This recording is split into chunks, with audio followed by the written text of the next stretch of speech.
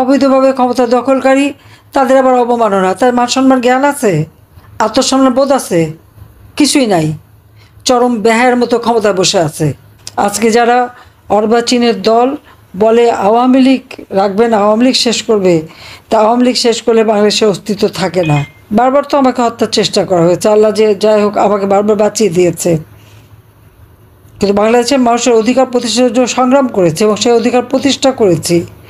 আর এই বাংলাদেশকে, যেখানে একটা নির্বাচিত সরকার আমি পূর্ণ করতে পেরেছিলাম এবং শান্তিপূর্ণ ক্ষমতা হস্তান্তর, বাংলাদেশের ইতিহাসে একবারই শান্তিপূর্ণভাবে ক্ষমতা হস্তান্তর হয়। আমরা মানুষ হত্যা করে ক্ষমতা আসে নাই। আওয়ামী লীগ যতবার ক্ষমতা এসেছে জনগণের ভোটে এসেছে। আজকে দেখলাম আমার বিরুদ্ধে কি শাস্তি দিয়েছে 6 মাসের জেল। কেন? আমি আদালত অবমাননা করেছি। আদালতটা কোথায়? আমাদের সেটাই প্রশ্ন। যে যুদ্ধ অপরাধীদের বিচারের জন্য 1973 সালে পার্লামেন্টে ওই আইসিটি আইন পাশ হয়, যুদ্ধ অপরাধীদের বিচারও শুরু হয়। জিয়াউর রহমান এসে এই বিচার বন্ধ করে দিয়ে কারাগার থেকে সবাইকে মুক্ত করে। গোলাম আজম পাকিস্তানি পাসপোর্ট ছিল, কোনোদিন বাংলাদেশের পাসপোর্ট নেয়নি। ওই পাসপোর্ট নিয়ে পাকিস্তানে চলে গিয়েছিল, ওই পাসপোর্ট নিয়েই ফেরত এসেছিল। আর মতিউর রহমান নিজামী থেকে শুরু করে যে কয়জন সাজাপ্রাপ্ত, এরা তখন যুবক ছিল। নারী নির্যাতন থেকে শুরু করে মেয়েদের ধরে ধরে পাকিস্তানের ক্যাম্পে দেওয়া, আমাদের সমস্ত বুদ্ধিজীবীদের হত্যা করা, সব কিছুর সাথে এরা জড়িত ছিল, সব কিছুর সাথে জড়িত ছিল। না পরে না বয়স টয়স বেড়েছে, সুন্দর দাড়িটারি হয়েছে এবং নুরানি চেহারা হয়েছে, কিন্তু এই চেহারা তখন ছিল না।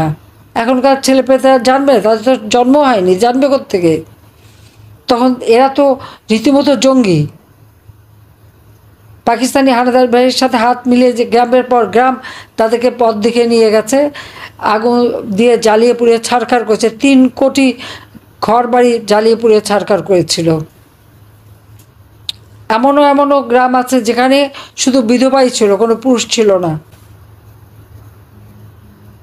যে সমস্ত নারীদেরকে ক্যাম্পে রেখে দিনের পর দিন পাশবিক অত্যাচার করে, অনেকে সুইসাইড করেছিল বলে তাদের কাপড়টা পর্যন্ত পরতে দিত না। তাদেরকে যখন উদ্ধার করা হয়, কি দুর্বিষহ অবস্থা তাদের। কেউ প্রেগনেন্ট, কেউ ক্ষতবিক্ষত শরীর, অর্ধ উলঙ্গ। ভারতের এক শিখ সৈন্য এদেরকে উদ্ধার করেছে। সব উদ্ধার করার সময় গিয়েছিল আমাদের মিত্রবাহিনী হিসেবে। তাদের মাথায় যে পাগড়িটা থাকে, ওই পাগড়িটা খুলে দিয়ে সেই আর ওই আইসিটিতে আমাদের বিচার করে যে আমি নাকি কি কোর্ট অবমাননা করেছে। কি অবমাননা করেছে আমার বিরুদ্ধে? ওই সময় যে সময় আমি কথাটা বলেছি সে তখন আমার বিরুদ্ধে 227টা মামলা, সব নাকি মার্ডার কেস। তবে যে ভালোই তো, আমি কোনো মার্ডার করি নাই, মার্ডার তো ওরা করেছে। আজকে তো তার প্রমাণ হলো যে আমাদের ইউনূস সাহেবের এক উপদেষ্টার কাছে ম্যাগাজিন পাওয়া গেল। অস্ত্র না থাকলে ম্যাগাজিন থাকে কিভাবে? এই তো তাদের নীতি আদর্শ। আর এই আদর্শ নিয়ে এই যে ছেলেমেয়েদেরকে বিভ্রান্ত করেছে।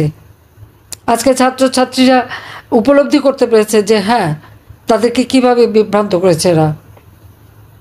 যখনই এই কোটা আন্দোলন, যে কোটা তো নাই, কোটা তো 2018 সালে যখন তারা আন্দোলন করে তখনই তো আমি বাতিল করে দিয়েছিলাম। কোর্ট একটা রায় দিয়েছে, সেই রায়ে আবার পুনর্বাসন হওয়ার সাথে সাথে সরকারের পক্ষ থেকে আবেদন করে সেটা স্থগিত করা হয়েছে। তারপরে আন্দোলন কিসের? আর এই যে তারা বসলো আন্দোলন করতে, 14 জুলাই পর্যন্ত তো তাদেরকে একটা টোকাও পড়েনি। যখন মেট্রো রেলে আগুন, এক্সপ্রেসওয়েতে আগুন, পুলিশকে মারা, আওয়ামী লীগ নেতাকর্মীকে মেরে ঝুলিয়ে রাখা, এই গাজীপুরের জুয়েলকে মেরে ঝুলিয়ে রেখেছিল না? ঝুলিয়ে রেখে তাকে হত্যা করেছে না? আবার ঝিনাইদহ শহর আওয়ামী লীগের সেক্রেটারি থেকে শুরু করে কত অগণিত লোককে তারা হত্যা করেছে।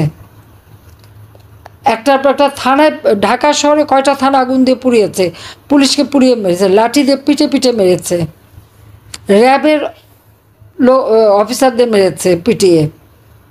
এমনকি গণভবনে আমার যে পাইলট, মোটরসাইকেলের যে পাইলট যেত, তাকে পর্যন্ত হত্যা করে ফেলে রেখেছে। আর এদেরকে আবার ইনডেমনিটি দেওয়া হয়েছে। হত্যাকাণ্ড তারা করে, মামলা সব আমাদের বিরুদ্ধে, মিথ্যা মামলা, আর সব মামলা আওয়ামী লীগের বিরুদ্ধে। আর যারা এই হত্যাকাণ্ড করলো, যারা আপনাও, তাদেরকে দায় মুক্তি দেওয়া হয়েছে। দায় মুক্তি দিয়ে একটা কাজ ভালো করেছে, এরা যে অপরাধী এটা তো এভিডেন্স। অপরাধী না হলে দায় মুক্তি দেবে কেন? বিনা অপরাধী তো দায় মুক্তি দেয় না। বঙ্গবন্ধু শেখ মুজিবকে যারা হত্যা করেছিল পুরো পরিবারকে, তাদেরকে দায় মুক্তি দেওয়া হয়েছিল। আর এই 2024 সালে 15ই জুলাই থেকে যত হত্যাকাণ্ড এবং যত জ্বালাপড়াও, তাদেরকে দায় মুক্তি দেওয়া হয়েছে। এবং এটা ডক্টর ইউনূস দিয়েছে। এবং এই সব কিছুর পিছনে তো ডক্টর ইউনূস আজকের থেকে না, সে 2001 সাল থেকে তার ক্ষমতার লোভ। 2007 সালে ক্ষমতার লোভ বাড়লো, দল করতে এসে ফের ব্যর্থ হলো। আর আমাদের বিরুদ্ধে মামলা, আমার বিরুদ্ধে 227টা মামলা যখন দিয়েছে, আমি বলছি আমি তো খুন করি নাই, তো এখন 227 জনের তালিকা করে রাখো, আমার খুন করার একটা লাইসেন্স পেলাম। এটা নাকি আদালত অবমাননা। তখন আদালতে কি কোর্ট মামলা গেছে? কেস কি শুরু হয়েছে? শুরু তো হয়নি। আর এই আইসিটি আজকে যে আদালত বসিয়েছে, আইসিটির মূল যে আইন, সেই আইন এক্সিকিউটিভ অর্ডারে সংশোধন করেছে। সংশোধন করবার অধিকার তাদের কে দিয়েছে? আমার প্রশ্ন সেটা। আজকে ওই চিফ প্রসিকিউটর এবং যারা এই উপদেষ্টা আছে, আইন উপদেষ্টা আসিফ নজরুল থেকে শুরু করে ইউনূসকে আমি জিজ্ঞাসা করি, তাদের জবাবদিহি করতে হবে। তাদের কি লিগ্যাল রাইট আছে? জনগণের ভোটে নির্বাচিত হয়ে ক্ষমতা এসেছে? সংবিধান মোতাবেক ক্ষমতা এসেছে? না, ক্ষমতা এসেছে জঙ্গিদের দ্বারা। জঙ্গিদেরকে মুক্তি দিয়ে জঙ্গিদের দ্বারা ক্ষমতা দখল করেছে। অবৈধভাবে ক্ষমতা দখলকারীর আবার অধিকার কি থাকে বিচার করার? আর এই আইসিটিতে বিচার, সিআরপিসিতেও মামলা দিয়ে রাখছে, আবার আইসিটিতেও বিচার। একই অপরাধের দুই জায়গাতে বিচার হয় না? যখন আমি যখন যুদ্ধ অপরাধীদের বিচার করেছি ওই 73 সালের আইসিটিতে, তখন যারা এই অপরাধীদের সাথে ডিফেন্সে ছিল, ডিফেন্স লিস্টে, আজকে তারাই চেয়ারম্যান, তাদেরই একজন চেয়ারম্যান, তাদেরই একজন চিফ প্রসিকিউটর, তারাই সব। এটা তো আন্তর্জাতিকভাবে কোনোদিন স্বীকৃতি পায় না, সম্পূর্ণ বেআইন এটা। আচ্ছা, এই বেআইনি আদালতে আমাকে শাস্তি দেয় কি আমি আদালতের অবমাননা করেছি? আরে আদালত কই যে অবমাননা? অবৈধভাবে ক্ষমতা দখলকারী, তাদের আবার অবমাননা। তার মান সম্মান জ্ঞান আছে? আত্মসম্মান বোধ আছে? কিছুই নাই। চরম বেহায়ের মতো ক্ষমতায় বসে আছে, লজ্জা শরমও নাই। এটা হলো বাস্তবতা। আর একটার পর একটা মামলা দিয়েছে। হ্যাঁ ঠিক আছে, মামলায় হাজিরা দিতে আমাকে নোটিশ দিতে আমি আসবো, নিশ্চয়ই আমি আসবো, মামলা আমি মোকাবেলা করব। দেখি কত ধানে কত চাল, সেটাও আমি দেখে নেব। বাংলাদেশটা আমাদের জনগণের, আর আমার জনগণই শক্তি, আমার কোনো বিদেশি প্রভুও নাই, আর কিছু নেই। আমি যদি ক্ষমতায় থাকতে চাইতাম, হয়তো কয়েকশো লোক মারতে হতো। আমি তো তা চাইনি কখনো।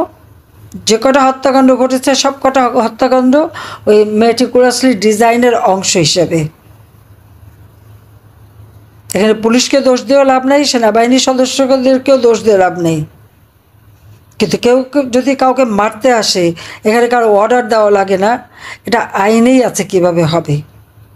কিন্তু আজকে নির্যাতন চরম আকারে, কোনো মেয়েদের কোনো অধিকার নাই, আব্রু বলে কিছু নেই। কত বড় জঘন্য এরা বিএনপি করে, জামাত শিবির করে আল্লাহ রসুলের নাম নিয়ে।